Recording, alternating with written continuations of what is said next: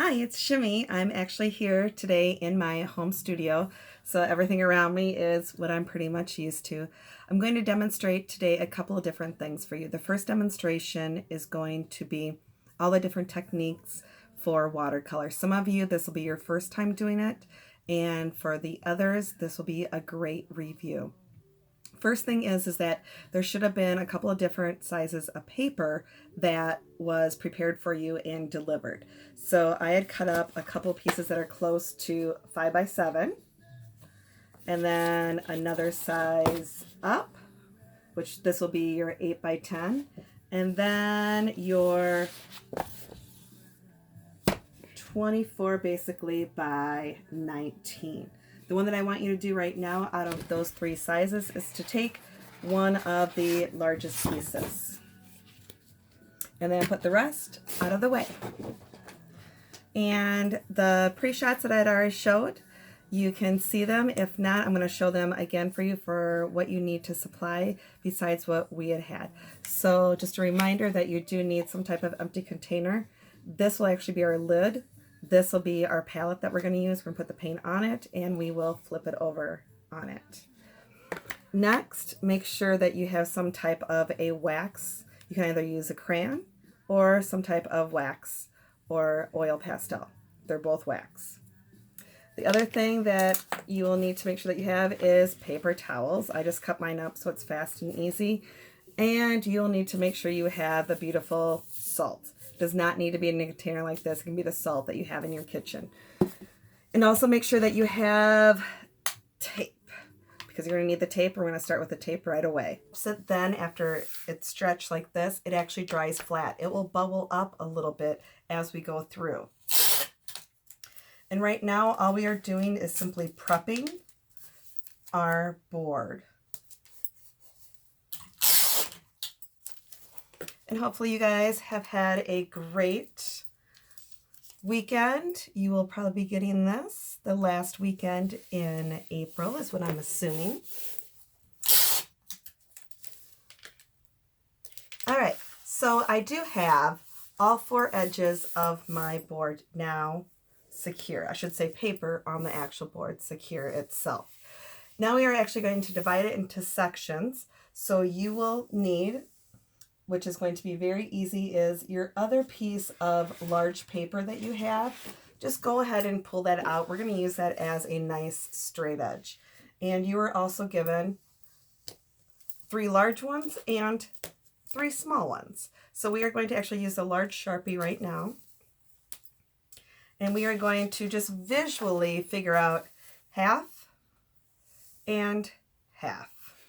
So I'm going to draw that line straight across, again, just using the straight edge of the piece of paper. All right, then we're going to divide it in half again, the opposite way. So I'm going vertical now, and then halves again, and halves again. Do they need to be totally perfect? Does this need to take you like 20 minutes to do? No. Please just make sure that you are creating 8 different sections that are on here. And this is going to be actually your practice round, experimentation, all that great stuff. And I'm actually going to put in some double lines in here, just so I have some areas that I can write in. And let's do the same thing up above. So basically, we're going to do double lines about everywhere.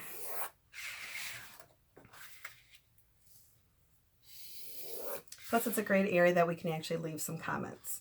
And I'm just going to put that piece of large paper over the side. So this one I'm going to label masking. The next one over, I'm going to label salt. The next one I'm going to do combo. And then the next one over is wet on wet. And then dry on dry. And then blotting or lifting, same thing. And then wet on dry. I'm just going to put a little star here because that is usually the most common one that we've ever seen and that you've probably seen. And the last one, which we all love, is the Resist. Now I'm going to put my marker to the side because we are actually done with that. And I'm actually going to pull out my recycled container. You can use anything. It could be a paper plate in a Ziploc bag, does not matter. We are just finished using this. And again, this is going to be my palette right here. And this is going to turn up over and be my actual lid on top of it. And you have your tubes of paint or you have your palette of paint, does not matter. I do need you to select 2 colors. I'm just going to work with a little bit of green and a little bit of blue. You do want to make sure that you're working with 2 colors that will blend nicely together. So I would be talking about anything that is next to each other on the color wheel. So reds and oranges together, oranges and yellows, yellows and greens together. So I'm sure that you got it. In your little tiny container that we have is going to be the actual one that we put water. Sometimes I always have a little tiny container of water next to me so that if I need clean water, I can easily put clean water into the extra containers that we had also supplied for you. So we have our water, your blotting. These are huge. We need to make sure that those are close to us. I usually kind of always put one underneath of my actual water that I'm working with so that I can easily blot right away. And the preference on what you want to use for your paintbrushes is totally up to you. The first thing I'm going to do is masking, and that's where I just have taken some of the masking tape. You can use any type of tape that you want, and I'm just going to tear these. You can actually cut if you want. We've had a lot of people in the past students, adults, and students that have gone through the different courses here, and they have loved to actually cut the tape because whatever we are masking off right now is what is going to stay the color of the paper. And again, I'm just making a very simple star with obviously the tape that I have supplied here. And then I'm going to go through and just make sure that that is with the back of my fingernail. And again, I don't have any long nails. I'm just going to go through and make sure that that is down very well. All right. Now I'm going to pull this over, and I always make sure again that I have extra blotting towels available. I'm actually going to come in here, and I am going to try and use both colors in each one. And the thing with watercolors is that watercolor should be very faint. It's a translucent paint. It is not acrylic paint that you want to paint solid. That's not what we're looking at. And if you go outside the lines that you've created, that's totally fine too. It's not a big deal.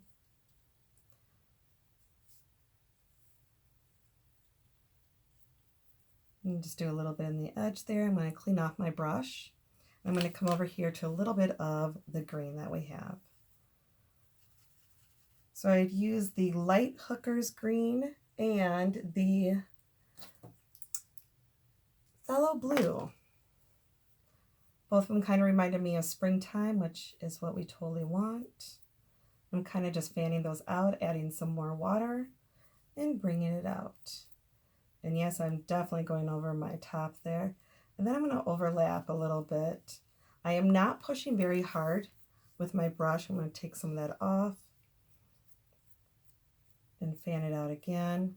It's because if you overuse your watercolor paper, it's called the tooth, and that is the texture of that watercolor paper.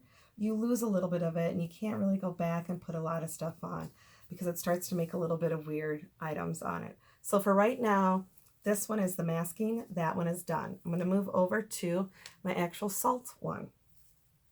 And with salt, I'm just going to play with the actual water, and then I'm going to put salt just in certain areas. And again, watercolor is supposed to be translucent. It is not supposed to be super dark right away. So again, use more water than the actual color itself. If you want to overlap it, go right ahead.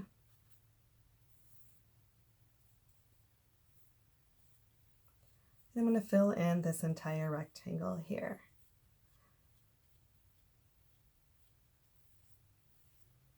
All right, so that one's done. It has to be wet. I'm going to put a little bit of salt in one of our cups, just so that I don't put too much. And I'm going to put mine and center it more in the middle through this wave here. And again, I'm just pinching it. Do you have to put in a little cup? No. But if you just sprinkle it out, you never know where it goes. And I really want to experiment with this area heavily and then very lightly on the outside areas. Now, if it's dry already, the salt will not absorb any of that moisture, and you want it to absorb the moisture. So if it dried already, you'll have to let it dry a little bit more and come back in and then do it. Combo, we're going to hold off a little bit.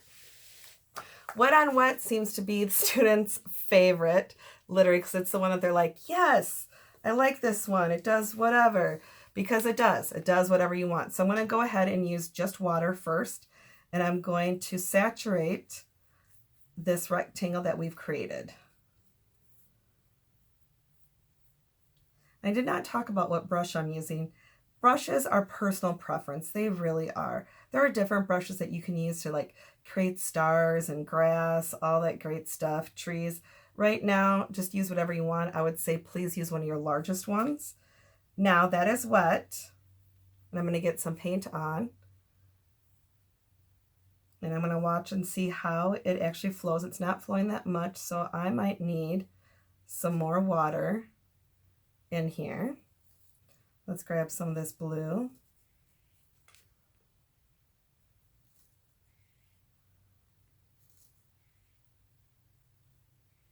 Now you're starting to see it actually bleed. And you're going to see where it starts to run. And if you want, add more water to make it run. And it's not that you can actually control it. It does whatever it wants. It's its own boss at this time. But you do need to make sure that it is wet. If it's not wet, it's not going to go anywhere. So again, wet on wet, wet paper, and then obviously the wet watercolor. Dry on dry, we need to make sure that our paintbrush is dry, that there's no salts there.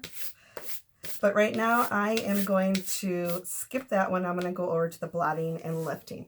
Blotting and lifting, you do exactly like we started with any of these, where I'm going to start to do some of the green in this corner, and I'm going to bring it out, kind of like a fan shape again. And then I'm going to be like, oh, dude, I put too much there. I don't really want that. That's where you can take a piece of your paper towel and lay it down flat and just go through, and you can see where it is starting to lift the paint up and through on the paper towel. Or you can scrunch it up and get a cool design that you want. So I'm going to continue in this area. I'm going to grab some of my blue. And I can tell that I have a little bit of salt there from that top one.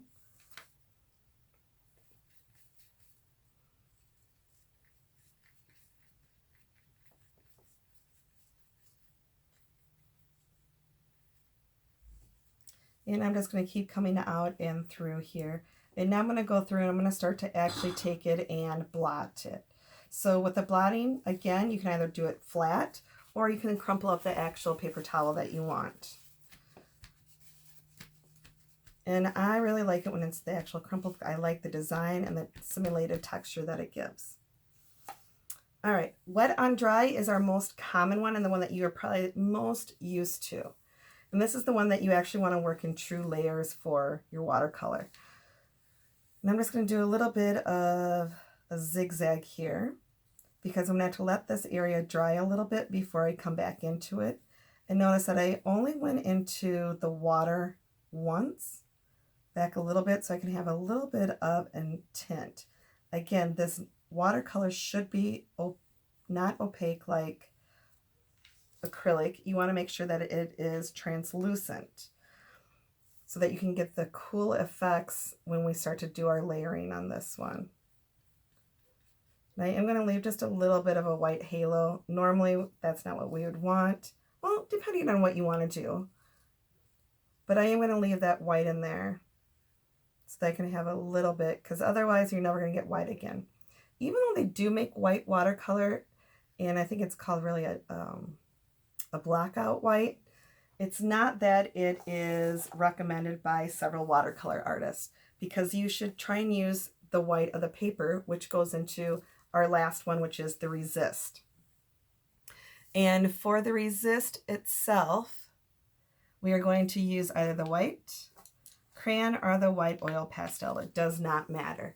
And you can spell out anything that you want, or you can just do a little type of design. That's totally up to you.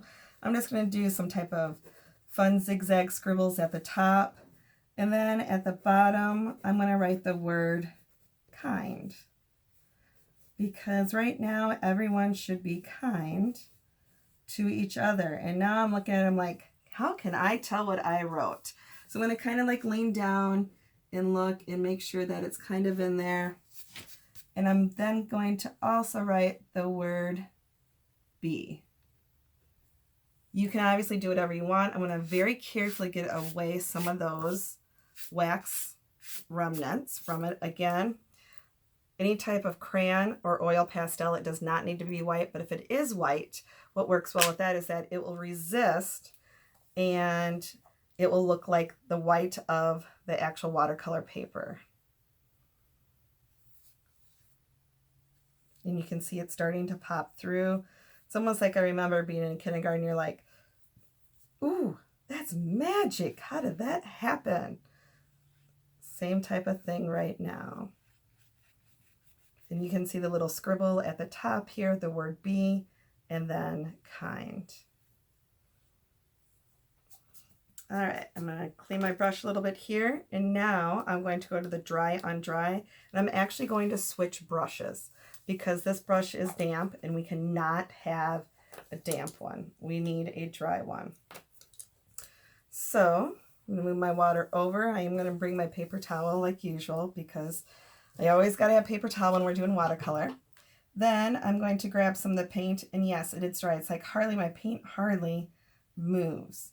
That's okay. It's very weird. It almost feels like I'm working with acrylic paint. And that's okay because we want dry on dry. That is what we want. And there are different techniques for when you want to do this and when you don't. You know, everything is totally different. I'm going to go in here with a little bit of blue. Just kind of making like a fun little firecracker experience here.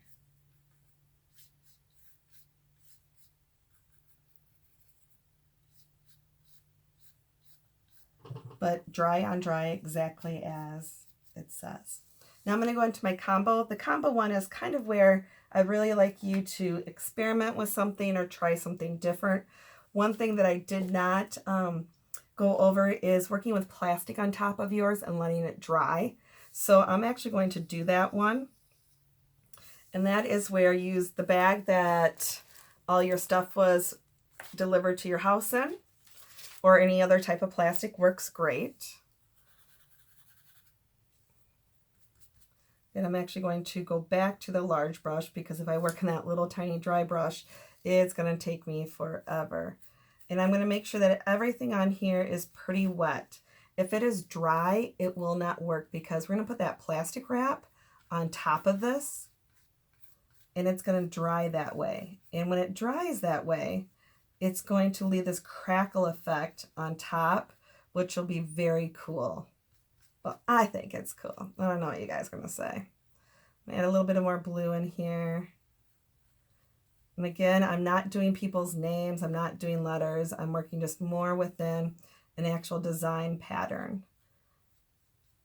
All right. So then I'm going to take this bag, and I know it's like pretty big, so I'm just going to fold it over so I don't have a lot of excess. I'm going to lay it right on top of here. I'm going to apply pressure. And I'm actually going to let it dry. You can already start to see some of the way that it's starting to dry in the bubbles that come up. And again, that is a very cool simulated texture. And I'm going to let that one dry just like that. I'm going to come back here and I'm going to check my wet on dry. And I'm like, Hey, that one's not bad. It's almost pretty dry. I'm going to go ahead and put another layer on top of that one. I am going to switch to my round brush here because I think it's going to be a little bit easier to control.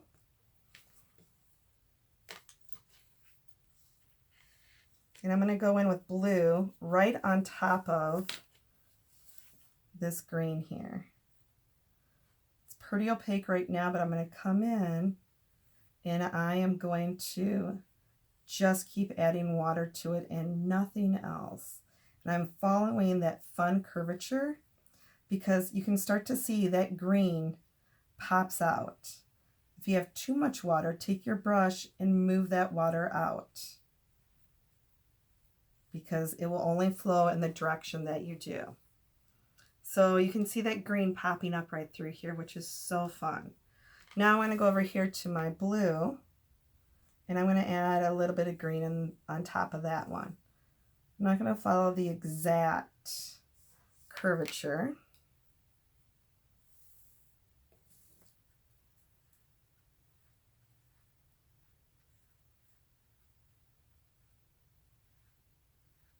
Go over it again, just a little bit of that value.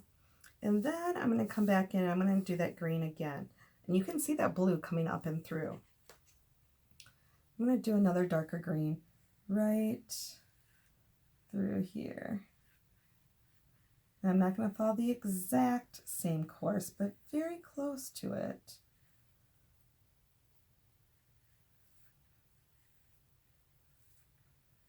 And if you don't like a watercolor one day, just stop on it, let it dry, come back to it again tomorrow. So you can see on this one where it looks like there might be 5 layers, but there's really only 2.